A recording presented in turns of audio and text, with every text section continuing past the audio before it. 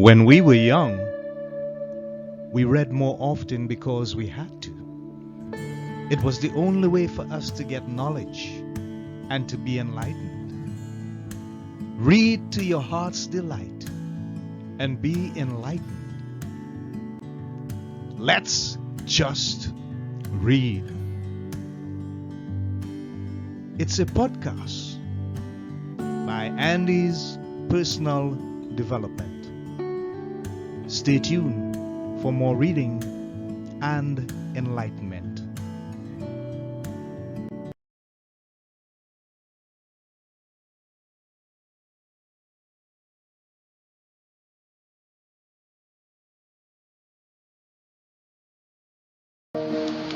Our next guest on Let's Just Read is an author, entrepreneur, and executive.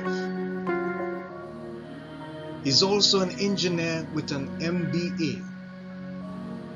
And in his work, he shows how we can make our families more successful by thinking about our families more holistically through a business lens. His name is Shelley. This is our guest. His publication, The Family Flywheel by Aaron K. Shelley. The secret business principles successful families use to create sustained wealth and happiness. So, let's welcome this enterprising author and business advisor, Aaron Shelley, on Let's Just Read.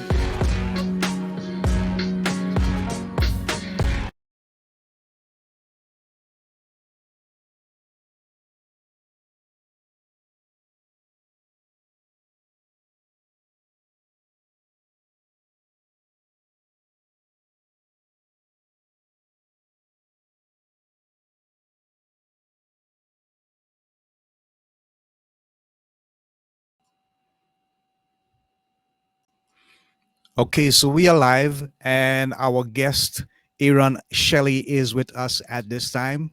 Glad to have you. Welcome to our show, Aaron. How are you doing today? I'm doing great, Andy. Thanks for having me on. Excited to talk with you. Okay. Looking forward to as well. So, Aaron, you are an entrepreneur and an executive. You also have an MBA. But before all of that took place, before you reached to the point where you even got into the publication, tell us a bit about the foundational years of your life and how it had an impact upon the decisions that you made going forward for your future. Yeah, so if we go back to when I was young, my mom was a teacher. She taught grade school, and then she moved away from that when she had 6 kids. I was the third of 6 kids, so I kind of grew up in a bigger home, lots of kids, and I was very athletic. We all played sports. My dad had a PhD in instructional psychology, worked as a professor at a local university. So I grew up in this house where learning was highly valued. My parents read books to me, and frankly, my dad spent a lot of time with us, teaching us skills around both thinking and religious thinking, but just critical thinking, and then developing sports abilities and those type of things. So, I mean, I played football, American football, baseball, soccer.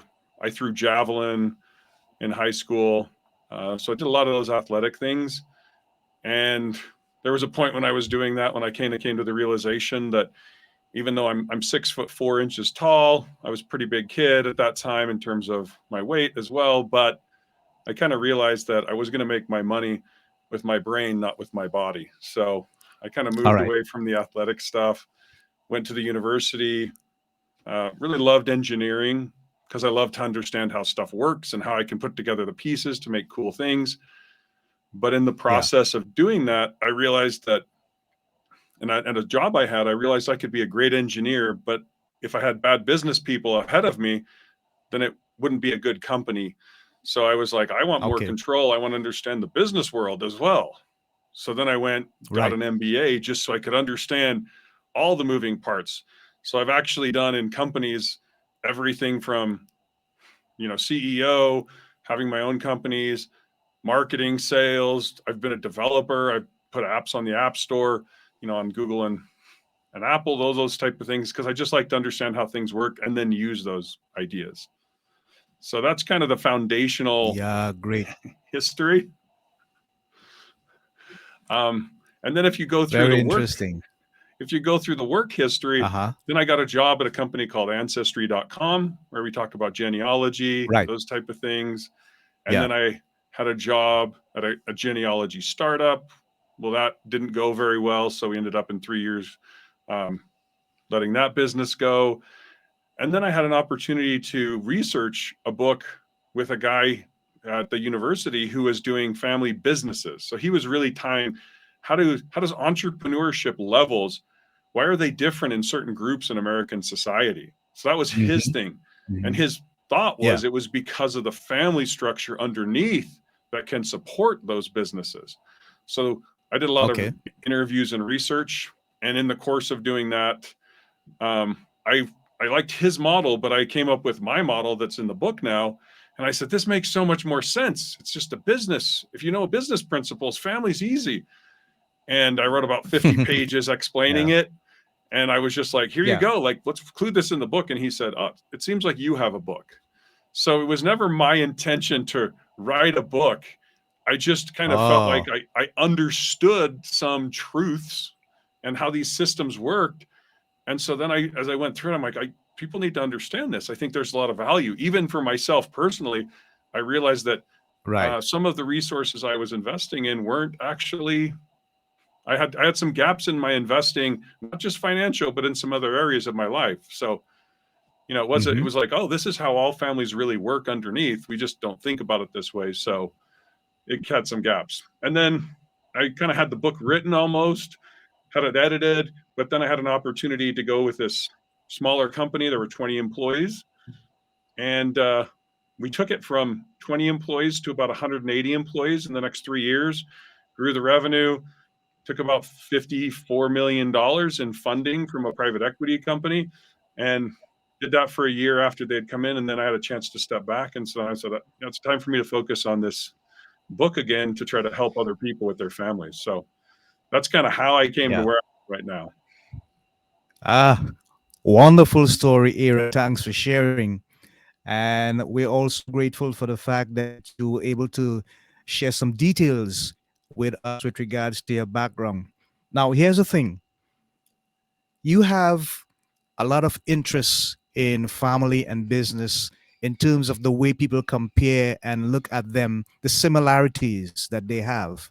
Mm-hmm. What family in particular, if any, did you study to get the information that you now have in the book? Or was it a number of successful families that you looked at before you decided to put the information in publication? A lot of it was my own family. My wife and I actually, one piece I Yeah. didn't tell you is my wife and I run an Irish dance company. She does the dancing Okay. part and the teaching. I do all the other stuff. And so looking at how my wife and I had run it, but when I looked at this principles, the principles were holistic enough, just like every business has a Okay. business model. So then I looked at my own, I Hmm. looked at my in-laws. In the course of, for the other book, I had done research on all these other family structures.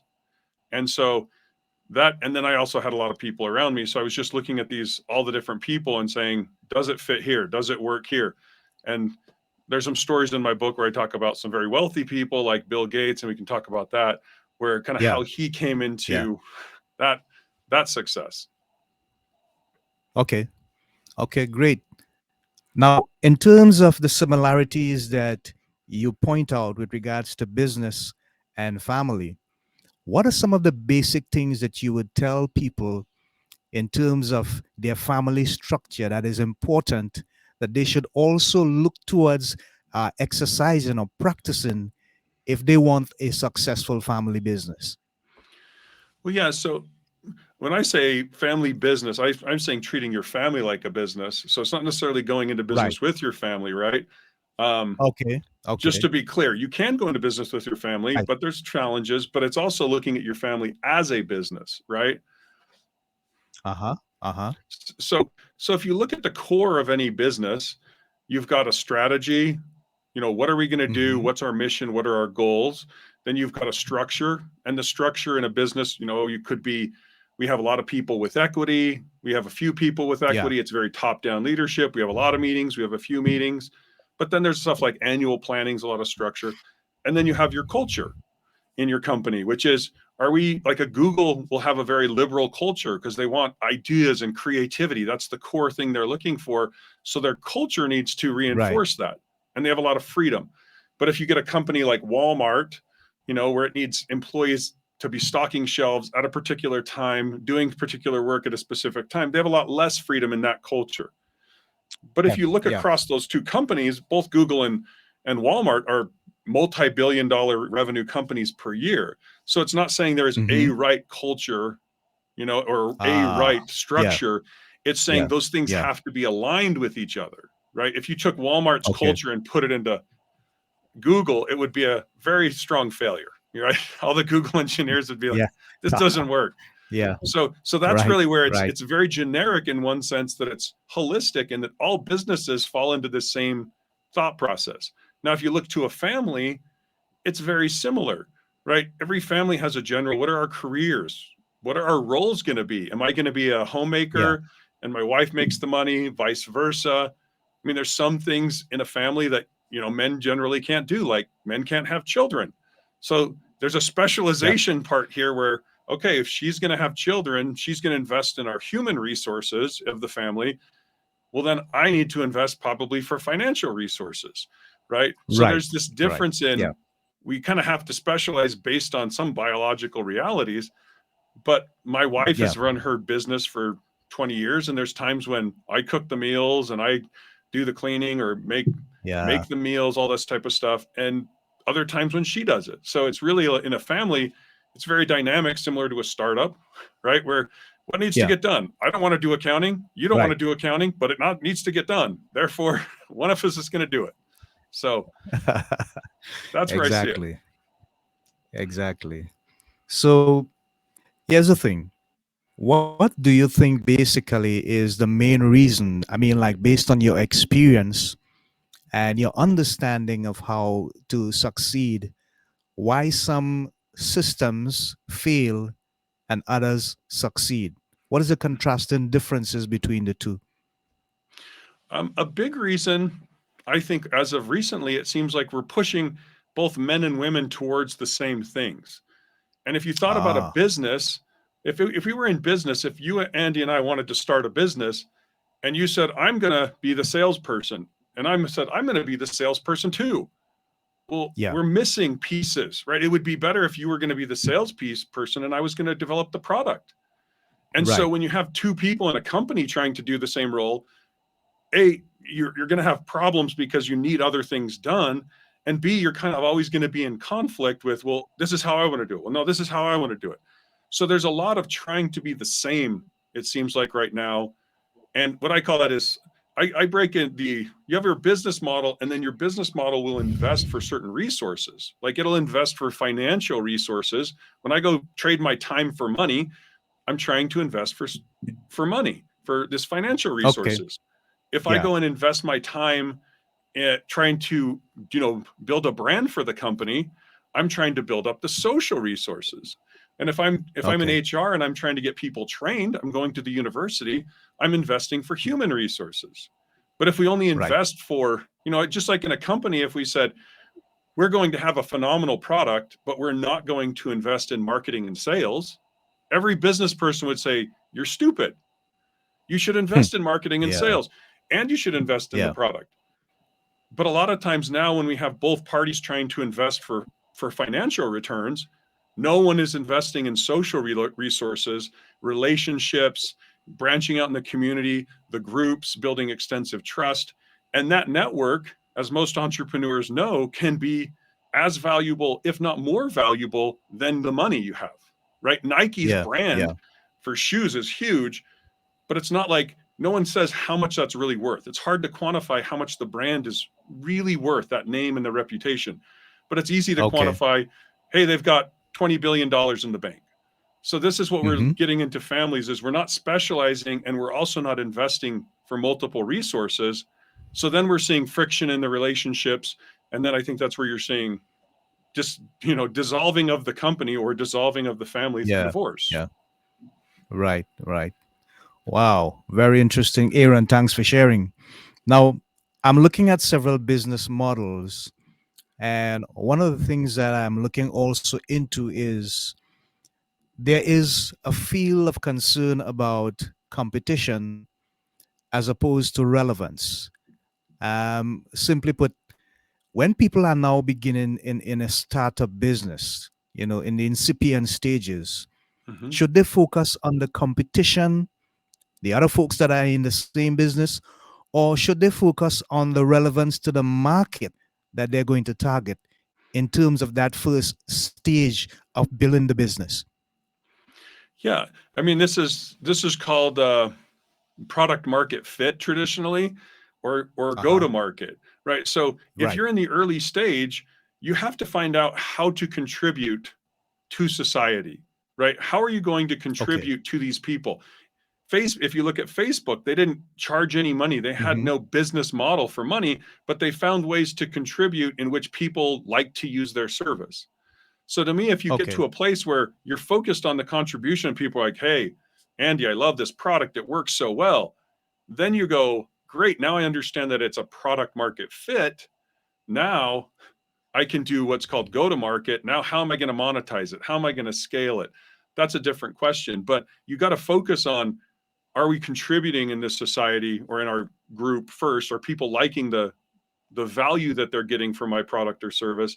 And then once you have it, then you can expand it, right? This is kind of the flywheel, the family flywheel effect. It's this, you got to figure out the Yeah. early Yeah. things. And then once you get it figured out, now you can go sell it. But then you go figure out Yeah. another thing, then you go sell it, and then you scale it. And if you Right. do it right, Yeah. you become a $1 trillion company like Apple and Google and Microsoft. So that's really the fun part of it. Okay. Great. So, in terms of, and I want to bring this kind of home because you are married Yes. and you and your wife are both in business.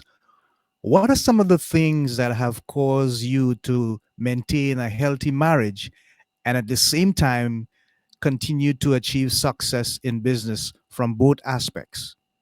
Hmm. Um, Well, I think for my wife and I, we have very distinct roles, right? So we Okay. appreciate each Okay. other. We can appreciate what we're bringing to the table.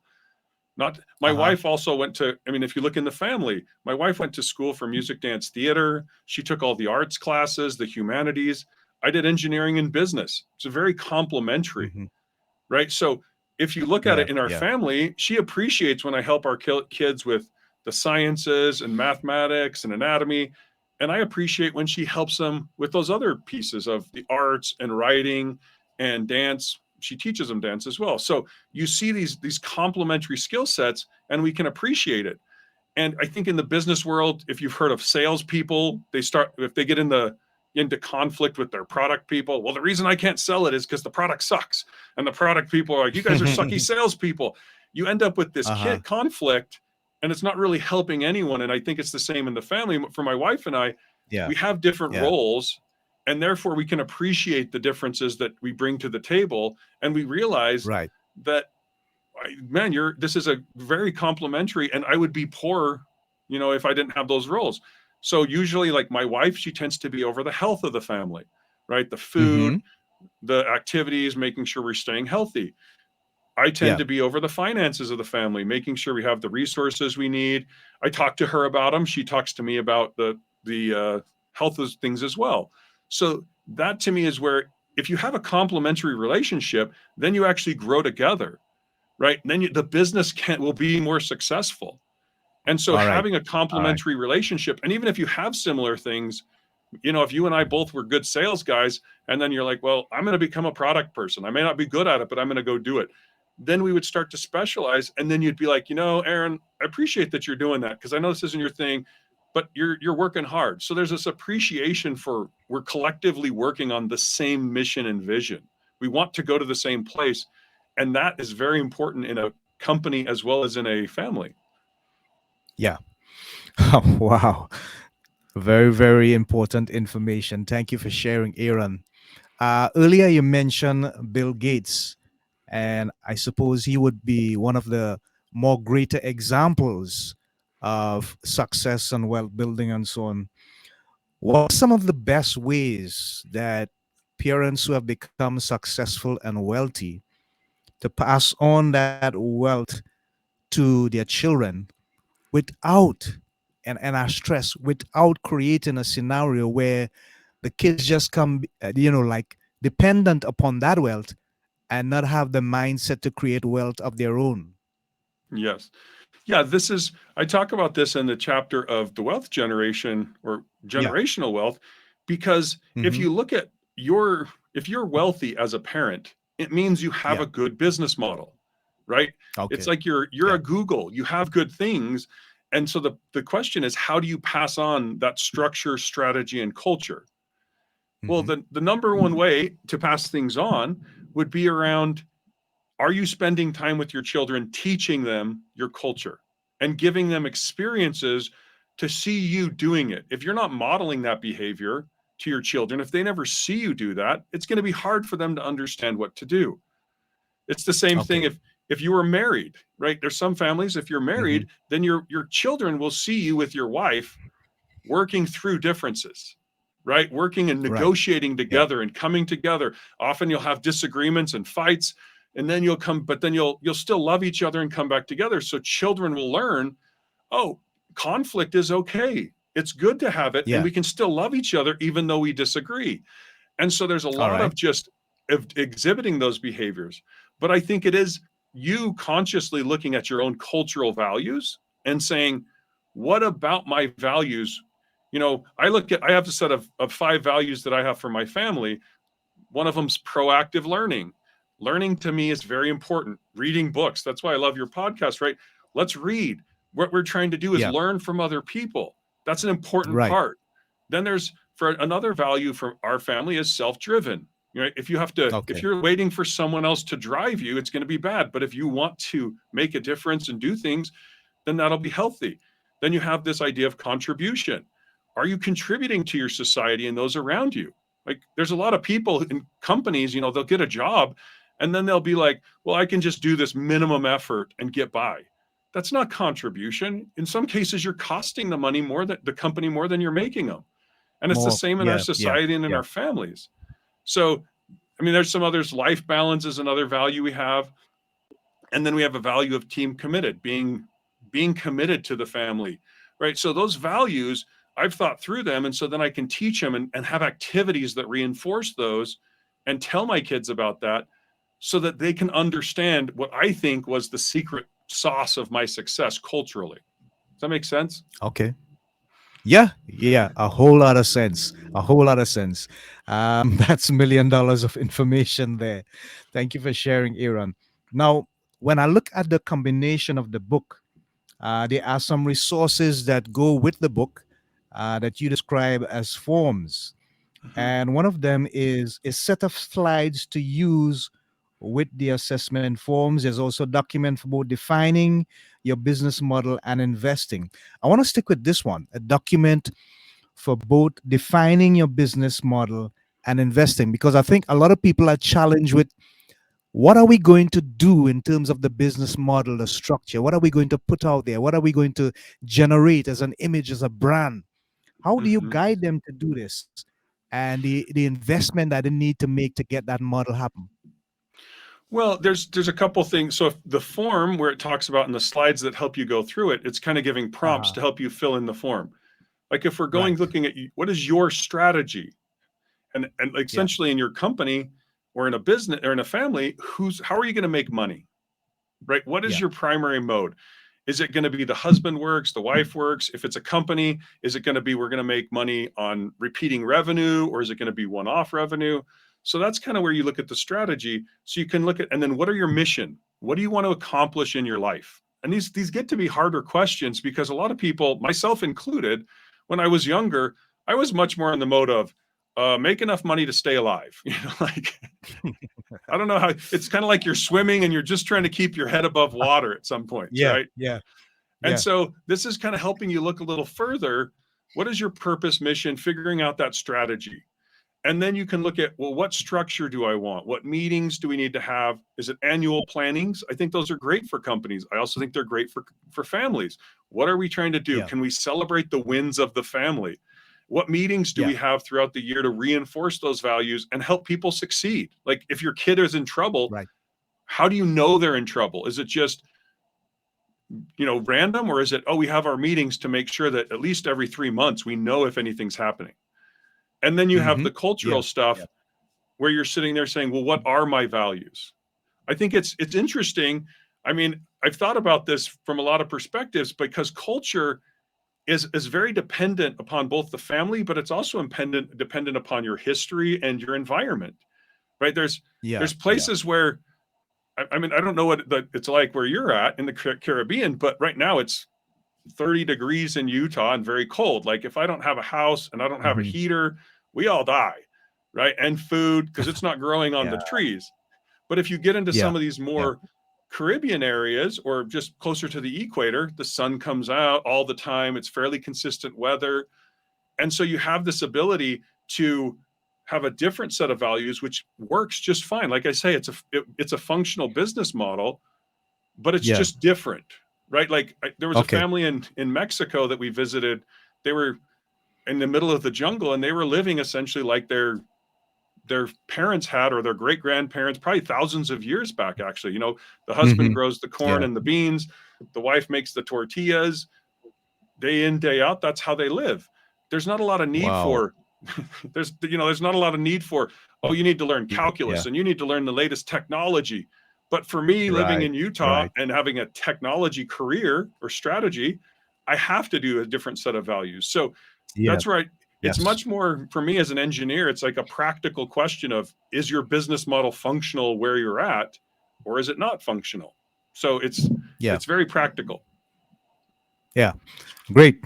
Thanks for sharing, Aaron. I was recently involved in a conference where they were speaking about some of the most wealthy men on the planet.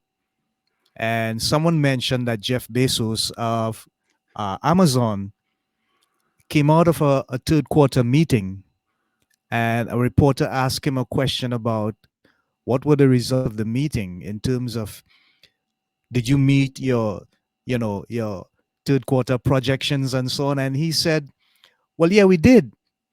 And so the reporter then asked him, well, give me the details on that.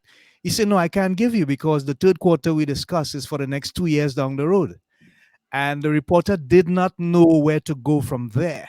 So the thing I'm asking, Aaron, is how important it is for people involved in business to have that kind of vision that they could see for the next 2 to 3 years and have actual business models in planning and getting their people involved on that page where they're thinking not just about now, but years down the road so that there's continuity with the business. Yeah. Um, well, I think if you, when you're a startup company, you can kind of look Uh-huh. out that way a little bit, but you don't know very much. Do you know what I mean? Okay. If Okay. you look at when you're Yeah. starting up Yeah. a company, you're like, oh, I'm going to make like just with my book. Okay, here's my book. How many copies are I going to? What are the realities? I don't know. As you get a company Yeah. more mature, so you kind of in the startup phase, it's much more focused in the shorter term of we need to get things up. We need to test it. We need to see if it works because we don't know anything. We have theories that people will love our product or service, but we don't know. So in Right. the short term, it's much more about can we make this work? As the company Okay. becomes larger, I mean, I saw this. We transitioned to the company I was with. And we had 20 people. It was very much okay. How do we make money? How did this last month go? Maybe the next 2 months. But then as we got larger and more predictable, then we were able to look at it from okay, now let's look at a year ahead or 2 years ahead and 5 years ahead. Okay. So I think in Yeah. some Yeah. cases, if you look too far ahead in the beginning, then you have problems because you're trying to worry about, well, what happens when my product gets mass adoption and I have 10 million users? Mhm. Uh, Yeah. Yeah. most companies don't get there. Solve today's problems and focus on those. But then once you get to Right. Amazon, when they're selling billions of dollars worth of services, You need to have Yeah. the longer term focus of, we need to buy computers and get them set up months and years in advance sometimes. So that's kind of the stuff that you need to look at is, in the short term, can you make it work? In the longer term, well, we want to vision it out. And I think it's the same with families. In the short term, we're kind of, hey, how are my wife and I going to get on?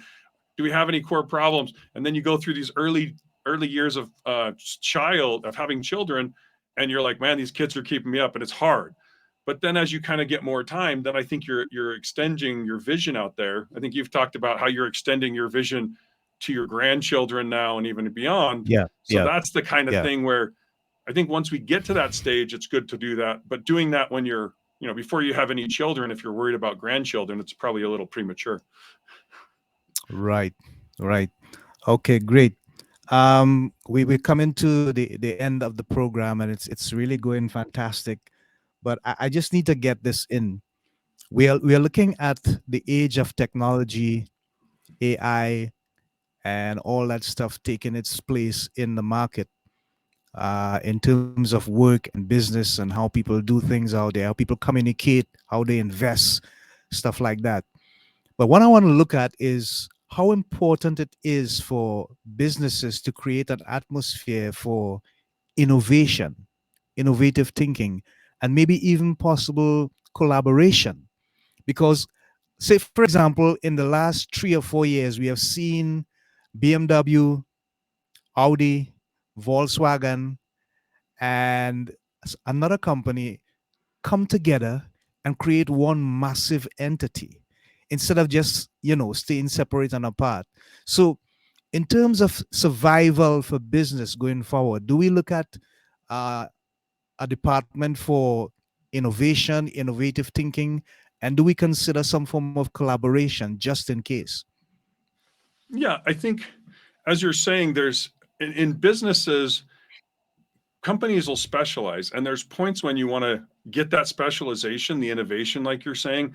I have a Uh-huh. company I've worked with, they're really good at AI data, right? Well, they need Okay. to be connected with someone who's doing AI work, and then that partnership is really good.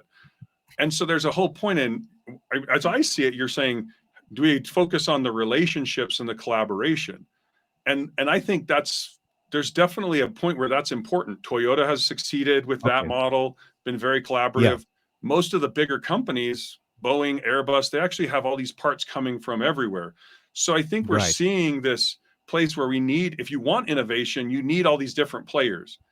But Yeah. then from the innovation standpoint, it can also be difficult to innovate when you don't know all the different pieces, right? When you have Right. someone's Right. making Right. the engine, someone's making this, so then it's hard to do some of the innovation. That's where Apple has been really good at innovating in some ways and putting things Hmm. together, because they do everything themselves. Yeah.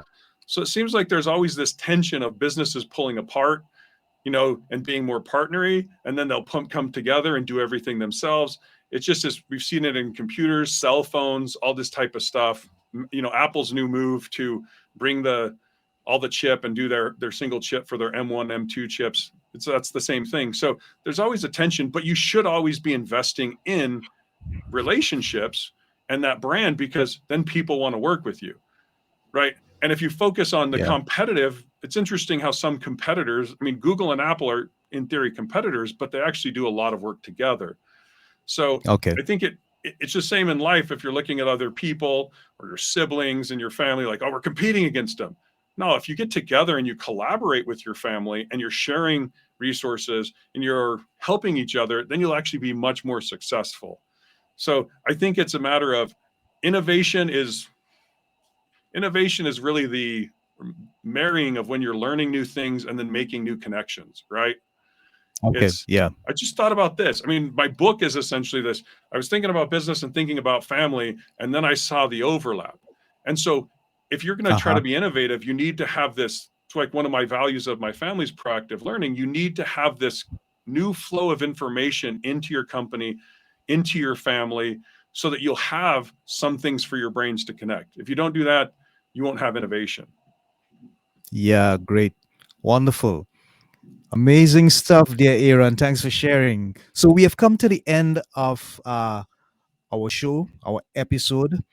I just want to ask you one more question. Let's say you have the opportunity to speak to the world just under 8 billion people, and you have this megaphone, and you can send a message to people with regards to business, family, and it's one thing that could resonate with everybody because it's really important to you.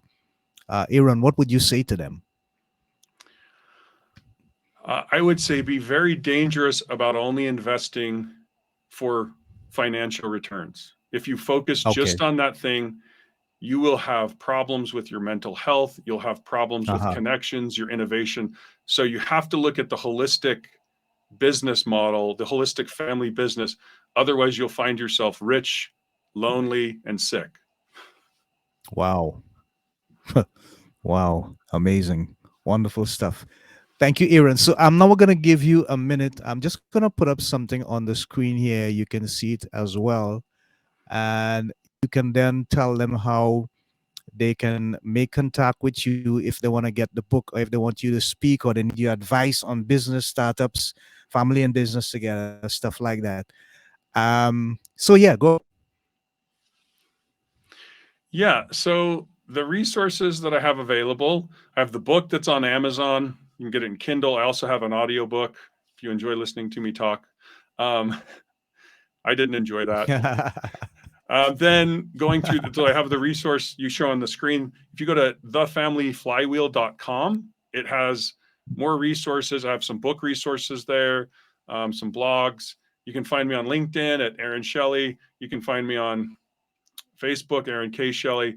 My email is aaron at thefamilyflywheel.com. So if there's anything I can help you with, any questions, if you'd like me to speak, let me know. I'd be more than happy to help out in any way I can. Great. Thank you for sharing, Aaron. So you have heard Aaron Shelley speaking about all the basic information from the family flywheel. So you can go get the book. The information is on the screen. Check out his website. Check out the resource for the book, his Facebook page, Instagram, LinkedIn, and you can also reach out to him so that if you need his services, his expertise with business, family models, and stuff, he's going to be available, waiting to respond to you. So we just want to say thank you to Aaron for taking the time to come on Let's Just Read the podcast and share his information and his models of success with us. As we leave, we want to say to you, continue reading to seek enlightenment, to seek information, and to ensure that you create that atmosphere of holistic learning for yourself and for your family members. Until next time, this is Andy along with my guest, Aaron Shelley, saying so long. Godspeed to you guys. All the best. Namaste. Bye for now. Until next time.